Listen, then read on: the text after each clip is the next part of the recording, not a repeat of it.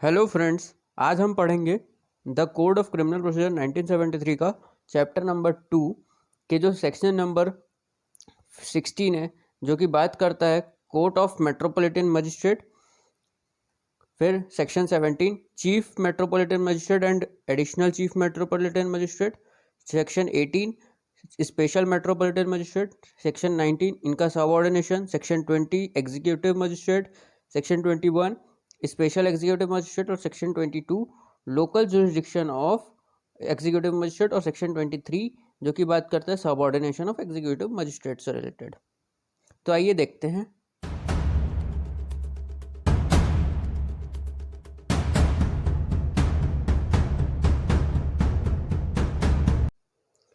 तो स्टार्ट करते हैं हम सेक्शन नंबर 16। सेक्शन 16 क्या बोलता है? कोर्ट ऑफ मेट्रोपॉलिटन मजिस्ट्रेट के बारे में। कोर्ट ऑफ मेट्रोपॉलिटन मजिस्ट्रेट में बताया गया है कि इन एवरी मेट्रोपॉलिटन एरिया, सारे मेट्रोपॉलिटन एरिया में there shall be established as many courts of metropolitan magistrate as state government में after consultation with the high court by notification specify. तो state government जैसा कि स्पेसिफाई करेगा after consultation with high court, तो उतने courts होंगे metropolitan magistrate के एक मेट्रोपॉलिटन एरियाज में।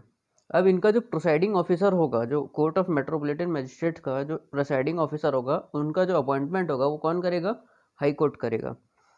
इसके बाद क्लॉज 3 में बता दिया है कि द जुरिस्डिक्शन और पावर, जो जुरिस्डिक्शन और पावर होगा मेट्रोपॉलिटन मजिस्ट्रेट का, वो एक्सटेंड करेगा through out the metropolitan area. तो अब आते हैं सेक्शन नंबर 17 में। सेक्शन 17 बात करता है chief metropolitan magistrate and additional chief metropolitan magistrate के बारे में। तो इसमें बताया है कि द हाई कोर्ट, जो हाई कोर्ट होगा वो in every metropolitan area within its local jurisdiction appoint a metropolitan magistrate. किसी भी एक मेट्रोपॉलिटन मजिस्ट्रेट को वो CMM चीफ मेट्रोपॉलिटन मजिस्ट्रेट बना सकता है। और वही हाई कोर्ट क्लॉज 2 के अंतर्गत किसी भी मेट्रोपॉलिटन मजिस्ट्रेट को एज एडिशनल CMM बना सकता है, एडिशनल चीफ मेट्रोपॉलिटन मजिस्ट्रेट। अब आते हैं सेक्शन नंबर 18 में। सेक्शन 18 बोलता है special metropolitan magistrate. Special metropolitan magistrate जैसे कि हमने सेक्शन 13 में पढ़ा स्पेशल जुडिशियल मजिस्ट्रेट, वैसे ही सेक्शन 18 में हम पढ़ते हैं special metropolitan magistrate. The high court if requested by central या फिर स्टेट गवर्नमेंट के रिक्वेस्ट पे हाई कोर्ट किसी भी एक ऑल और एनी पावर दे सकता है किसी भी मेट्रोपॉलिटन मजिस्ट्रेट को as a special metropolitan magistrate in respect of particular cases और पर्टिकुलर क्लासेस ऑफ केसेस को लेके। इसके बाद इसका जो प्रोविजो बताया गया है कि जो मेट्रोपॉलिटन मजिस्ट्रेट है उसके पास सच क्वालिफिकेशन और एक्सपीरियंस होना जरूरी है in relation to legal affair as the high court में बाय रूल स्पेसिफाई। अब आते हैं क्लॉज 2, ये इंपॉर्टेंट है। यहाँ पे बताया गया कि जो स्पेशल मेट्रोपॉलिटन मजिस्ट्रेट होगा उसका जो टर्म होगा वो नॉट एक्सीडिंग 1 ईयर, 1 साल से ज़्यादा के लिए अपॉइंट नहीं किया जाएगा स्पेशल मेट्रोपॉलिटन मजिस्ट्रेट को। फिर आते हैं इसके सेक्शन नंबर 19 में। सेक्शन 19 में बता दिया गया है कि subordination of metropolitan magistrate.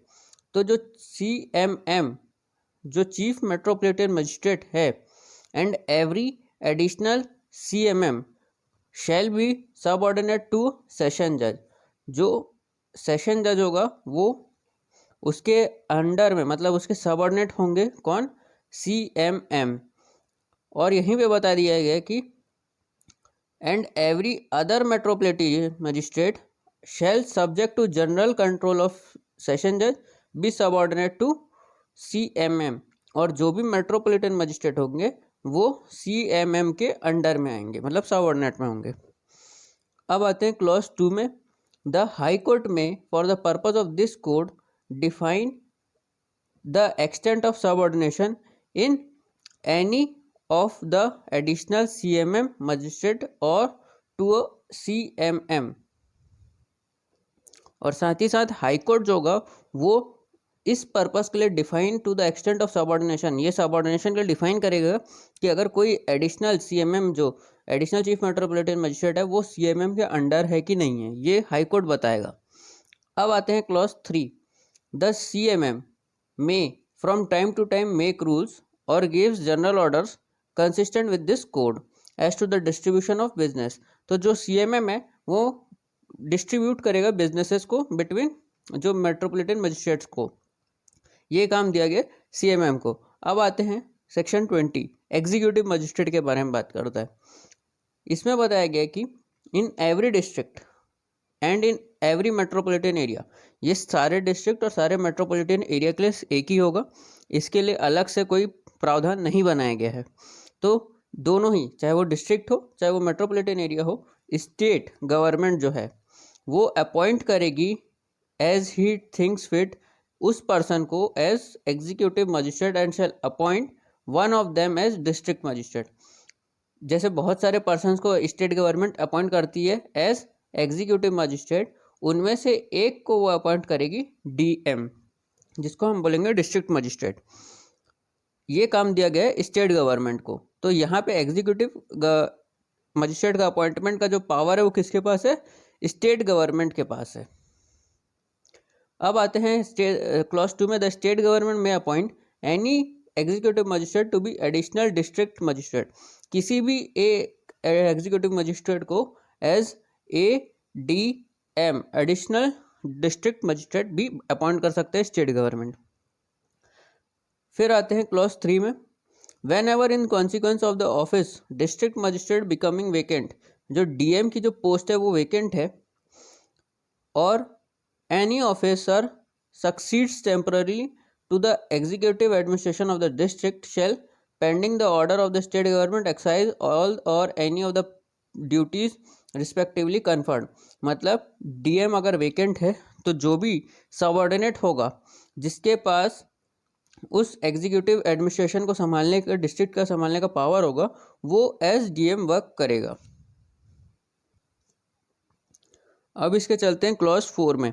Clause 4 में क्या बताया गया है कि द स्टेट गवर्नमेंट में place an executive magistrate in charge of sub division and में relieve him to the charge as occasion requires, and the magistrate so placed in the charge of subdivision shall be called as subdivisional magistrate। तो ये एक important point है कि sub divisional magistrate का appointment कहाँ पे दिया हुआ है, तो सेक्शन 20 के क्लॉज 4 में बताया गया है सब डिवीजन मजिस्ट्रेट का अपॉइंटमेंट, जिसको स्टेट गवर्नमेंट किसी भी एक सब डिवीजन में किसी भी एक एग्जीक्यूटिव मजिस्ट्रेट को as sub division magistrate, sub division का चार्ज दे रही है और उसी को सब डिविजनल मजिस्ट्रेट बोला जा रहा है, जिसको शॉर्ट फॉर्म में SDM। तो SDM का अपॉइंटमेंट कहाँ पे दिया हुआ है, तो 20 के क्लॉज 4 में।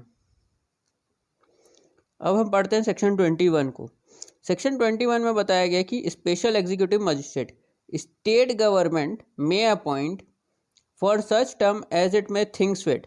यहाँ पे कोई भी 1 साल का टेन्योर नहीं दिया गया है, जैसे कि स्पेशल जुडिशियल मजिस्ट्रेट में दिया हुआ था या फिर स्पेशल मेट्रोपॉलिटन मजिस्ट्रेट में दिया हुआ था। सेक्शन 13 और 18 में जैसे दिया हुआ था वैसा 21 में नहीं दिया हुआ है। सेक्शन 21 में कोई टर्म नहीं डिफाइंड है, यहाँ पे सिर्फ वो टर्म है जैसा कि स्टेट गवर्नमेंट थिंक्स फिट। किसी भी एग्जीक्यूटिव मजिस्ट्रेट को एज स्पेशल एग्जीक्यूटिव मजिस्ट्रेट बना सकती है state government for particular area और for performance of particular functions and confer such special executive magistrate such of the powers as are conferable under this code of executive magistrate as it deems fit. अब आते हैं section 22 में। Section 22 बोलता है local jurisdiction of executive magistrate. Local jurisdiction बताया गया है executive magistrate का, तो वो क्या होगा, subject to the control of state government. State government के कंट्रोल के अंदर the district magistrate from time to time, जो डिस्ट्रिक्ट मजिस्ट्रेट है वो टाइम टू टाइम डिफाइन करेगा local limits area within which executive magistrate may exercise all or any of the powers with which they are invested under this code. तो कौन define कर रहा है यहाँ पे, जो लोकल जुरिस्डिक्शन है वो डिस्ट्रिक्ट मजिस्ट्रेट डिफाइन करेगा, लेकिन सब्जेक्ट किसके होगा, subject to the control of state government के रहते हुए। तो डिस्ट्रिक्ट मजिस्ट्रेट डिसाइड करेगा कि एग्जीक्यूटिव मजिस्ट्रेट कहाँ तक अपनी पावर को एक्सटेंड करेंगे, किस किस एरिया में अपनी पावर्स कन्फर करेंगे, और साथ ही साथ ये सब काम बताया जाएगा डिस्ट्रिक्ट मजिस्ट्रेट के द्वारा। अब आते हैं सेक्शन 23 में। 23 में बता दिया subordination of executive magistrate. Executive magistrate का सबऑर्डिनेशन, तो जो एग्जीक्यूटिव मजिस्ट्रेट है वो किसके subordination, executive magistrate other than additional district magistrate, मतलब एडीएम को छोड़ के सारे जो एग्जीक्यूटिव मजिस्ट्रेट होंगे वो किसके सबऑर्डिनेट होंगे, तो वो डिस्ट्रिक्ट मजिस्ट्रेट के सबऑर्डिनेट होंगे। shall be subordinate to district magistrate, and every executive magistrate other than sub-divisional magistrate exercising power in subdivision shall also be subordinate to the sub-divisional magistrate to the general control of district magistrate।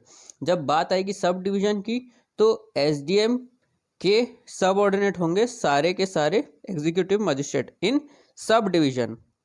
जब sub division की बात है तो SDM के अंदर है, और जब डिस्ट्रिक्ट की बात है तो डिस्ट्रिक्ट मजिस्ट्रेट के अंदर में सारे एग्जीक्यूटिव मजिस्ट्रेट्स।